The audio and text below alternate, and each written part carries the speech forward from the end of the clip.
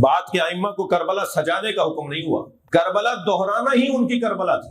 دوبارہ کربلا کیوں نہیں ہوئی؟ امام صادق نے کربلا کیوں نہیں بسائی؟ امام کاظم نے کربلا کیوں نہیں بسائی؟ کربلا ایک دفعہ ہو چکی، اس کربلا کو بار بار دہراتے رہو، یہی تمہاری کربلا ہے۔ اب اگر یہ فارمولا میرے بچوں نے اپنے دماغ میں رکھ لیا ہو، چلا گیا ہو، میری بات پہنچ گئی ہو، تو ہم جب مجلسوں کی خاطر اپنا مال خرچ کر رہے ہوتے ہیں، اپنی جان دے رہے ہوتے ہیں، ہجرتیں کر رہے ہوتے ہیں، بظاہر اپنی آبرو قربان کر رہے ہوتے ہیں، ہمیں بعض چھوٹے لوگوں کے سامنے ہلکا پڑنا پڑ رہا ہوتا ہے، میں لفظ ذلیل کہنے سے تکلف کر رہا ہوں، بعض بد کردار لوگوں کے سامنے ہمیں بیٹھ کر مجلس کی پرمیشنیں لینی پڑ رہی ہوتی ہیں، بعض گندے لوگوں کے سامنے بیٹھ کر ہمیں کہنا پڑتا ہے کہ ہمیں جلوس کی پرمٹ چاہیے، پرمیشن چاہیے۔ یہ سب ہم اپنی کربلا منا رہے ہیں، یہ ہماری کربلا ہے، کرنا پڑے گا، یہ ہر شخص کی اپنی کربلا ہے، وہی کربلا جو سن 61 میں ہوئی ہے، اسی کربلا کو دہرانا ہی اس کی کربلا ہے۔ یہ میری آزمائشیں ہیں، یہی میرے امتحان ہیں جو اب دوبارہ سے شروع ہونے جا رہے ہیں۔ کچھ دن رہ گئے نا، تیاریاں شروع ہو گئی نا، رضا خانوں میں، امام بارگاہوں میں رنگ ہونا شروع ہو گیا، وہ بکس کھلنا شروع ہو گئے جس میں پھریرے رکھے ہوئے ہیں، جس میں پنجے رکھے ہوئے ہیں، وہ علم کی چوبے ہیں، وہ علم کی چھڑیں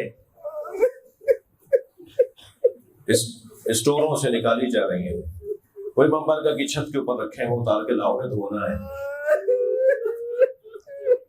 ذوالجنہ کا سامان نیا بنے گا، تابوت کا سامان نیا آئے گا، ہمارے امام بارگاہ کا کارپیٹ پرانا ہو گیا ہے، حسین کے مہمان آئیں گے، نیا بنواؤ، ممبر ہمارا اس پہ کلر ہوگا، تیاریاں شروع ہو گئی ہیں۔ جتنا اہم آنے والا ہوتا ہے نا، اتنی تیاری بھی اہتمام کے ساتھ ہوتی ہے۔ کون آ رہا ہے؟ کس کی تیاری ہو رہی ہے؟ کربلا میں حسین نبی کا نواسا آ رہا ہے، سیدہ زہرا کا بچہ کربلا میں آ رہا ہے، ہم سب کی کربلا سجنے والی ہے۔ یہ ہمارا دل ہے نا، یہ ہمارا دل کربلا کی زمین ہے، اس پر امام حسین قدم رکھیں گے، ہمارے سینے میں امام کی قبر ہے، یہ ہمارا دل قبر حسین ہے۔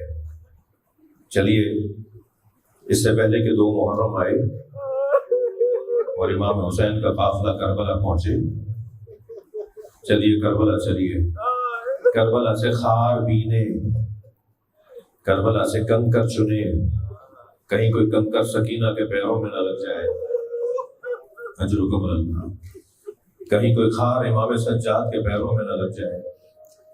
نازنین لوگ آ رہے ہیں، نازوں کے پالے لوگ آ رہے ہیں، ایسی سرزمین پر آ رہے ہیں جس سرزمین پر نبیوں نے قدم زیادہ دیر نہیں رکھا، اپنا قافلہ آگے بڑھا دیتے تھے، گھبراہٹ ہوتی تھی وہاں، سواریاں گر پڑتی تھی وہاں۔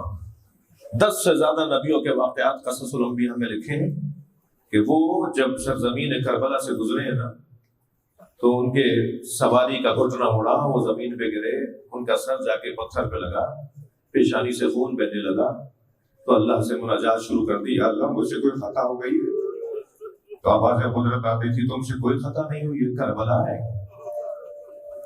ہم نے تمہارا خون اپنے آخری نبی کے نواسے حسین کے خون میں ملا دیا ہے۔ یہ انبیاء کرام کے ساتھ اس سرزمین کے اوپر ہوا، اور امام حسین اس سرزمین پر آ گئے۔ ایک ماں کی مجلس برسی ہے، کربلا میں بھی 9 مائیں ہیں جنہوں نے اپنے بچے قربان کر دیے۔ سلام ہو ان ماؤں پر، بڑا کردار ہے ماؤں کا۔ ہم بھی آج اگر مجلس میں بیٹھے ہیں نا، ہم بھی اگر آج کسی حد تک دیندار ہیں نا، تو اس میں ہماری ماں کا بڑا کردار ہے، بڑا کردار ہے۔ یہ ہمیں اپنے ساتھ ان دنوں میں بھی مجلس میں لے جاتی تھی جن دنوں میں ہم امید سے تھے، یہ ہماری امید سے تھی، تو ان دنوں میں بھی ہمیں مجلسوں میں لے جاتی تھی۔ ہم دنیا میں آنے سے پہلے حسین حسین حسین حسین سنتے تھے، اور پھر جب دنیا میں آئے تو ہمیں گود میں لٹا کر انہوں نے حسین حسین سکھایا ہے۔ بڑا کردار ہے ان ماؤں کا۔ چلیے کربلا میرے ساتھ، ایک ماں ہے جو 2 بچوں کو دائیں بائیں لیے بیٹھی ہے، اور دونوں شہزادوں سے کہہ رہی ہے، کل ماموں کے جان پر دیکھو مولانا محمد کہیں کوتاہی نہ ہو جائے، کہیں علی اکبر پہلے شہید نہ ہو جائے۔ امام حسین کی آنکھوں میں آنسو آ گئے، زینب تیرے بچوں کی قربانی تو منفرد قربانی ہوگی۔ کچھ اور امام حسین آگے بڑھے تو ایک خیمے سے آواز آئی، تو ایک ماں اپنے بیٹے سے کہہ رہی تھی، قاسم دیکھو میں غیر خاندان کی ہوں، کہیں یہ نہ کہا جائے کہ دودھ کا اثر تھا، اپنے چچا پہ اپنی جان قربان کر دینا میرے لال۔ امام نے آنکھوں میں آنسو بھر کے فرمایا، بھابھی ام فروا، قاسم کی قربانی تو سب سے علیحدہ ہوگی، واحد شہید ہے جو زندگی میں پامال ہوا ہے، ورنہ شہیدوں کے لاشوں کے ساتھ شہادت کے بعد بے حرمتی ہوئی ہے، مگر جناب قاسم وہ مجاہد ہیں جو ابھی زندہ تھے اور گھوڑے دوڑ گئے، بدن کے ٹکڑے ٹکڑے ہو گئے، آوازیں دیتے رہ گئے، چچا میری مدد کرے، اجرکم اللہ، اجرکم اللہ۔ جن کے مذہب میں رونا جائز ہے وہ تکلف کر کے نہ روئے، اپنی آوازوں کو آزاد کریں۔ جب آپ بلند روتے ہیں نا تو امام جعفر صادق دعا دیتے ہیں، امام محمد باقر مصلی بچھا کے رونے والوں کے لیے دعا کرتے ہیں۔ امام رضا کی تو آرزو ہوتی تھی کہ تم اونچی آواز میں کیوں نہیں رو رہا ہے؟ اونچی آواز میں رونے والوں کو امام رضا شاباش دیا کرتے تھے، حوصلہ دیا کرتے تھے۔ ہاں صدارو امام کچھ اور آگے بڑھے تو ایک خیمے میں ایک ماں بیٹھی بات کر رہی تھی، اور سنیں گے وہ ماں کیا کہہ رہی تھی۔ ماں یہ کہہ رہی تھی، اے علی اکبر، تمہارا بابا تم سے پیار بہت کرتا ہے، مگر کہیں ایسا نہ ہو کہ بابا کو کوئی تکلیف ہو جائے اور تم زندہ رہ جاؤ۔ حضرت امام بہت روئے جناب ام لیلہ کے جملوں پر، مگر ایک ماں کے کہنے پر تو حسین خیمے میں داخل ہو گئے، اور وہ ماں تھی جو جھولا جھلا رہی تھی، اور جھولا جھلاتے ہوئے کہہ رہی تھی، علی اصغر تم تو گھٹنیوں بھی نہیں چل پاتے، تم کیسے کل اپنے آپ کو قربان کرو گے؟ امام سے رہا نہیں گیا، خیمے میں داخل ہو گئے۔ رباب کہنا بچہ تو سب سے آگے نظر آئے گا، علی اصغر جیسی قربانی دے گا ایسی تو کسی کی قربانی نہیں ہوگی۔ اجرکم اللہ، اجرکم اللہ۔ آپ کی آوازیں بلند ہیں، اللہ آپ کو اس کا اجر و ثواب عطا فرمائے۔ مگر ہر ماں نے اپنے بچے کا لاشا دیکھا، لاشے کو گود میں لیا، لاشے کو اپنے سامنے لے جا کے گنج شہیدہ میں رکھوایا، اس لیے کہ جب امام حسین لاشا لاتے تھے نا تو ساری بیویاں اس شہید کی ماں کو ضرور لے کر آتی تھی، اور ساری بیویاں لپٹی بھی ہوتی تھی اس ماں کے ساتھ تاکہ اسے حوصلہ دیں۔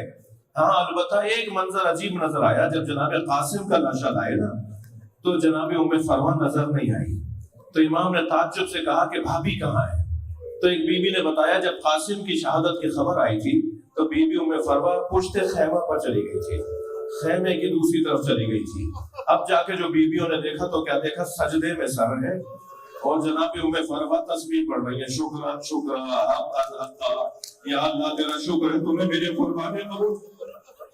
جیسے ہی سجدہ مکمل ہوا جناب زینب کی آواز آئی، بھابھی آپ کو حسین بلا رہے ہیں۔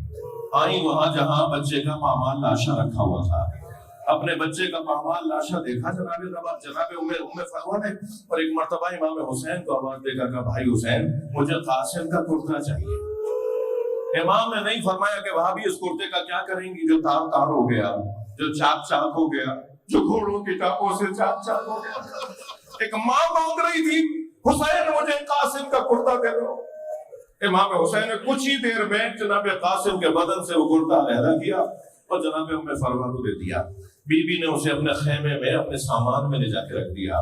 عزادارو 2-4 گھنٹے بعد ہی تو صحیح کربلا میں عاشور کے دن ہی جناب قاسم شہید ہوئے ہیں، اور عاشور کے عصر کے وقت میں خیمے لوٹے گئے، تبرکات لوٹے گئے، بیویوں کا سامان لوٹا گیا۔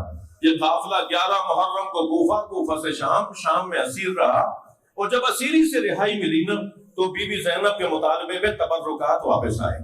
جب تبرکات واپس آئے تو ہر ایک بیوی کو اس کی چیزوں کو لوٹا دیا گیا۔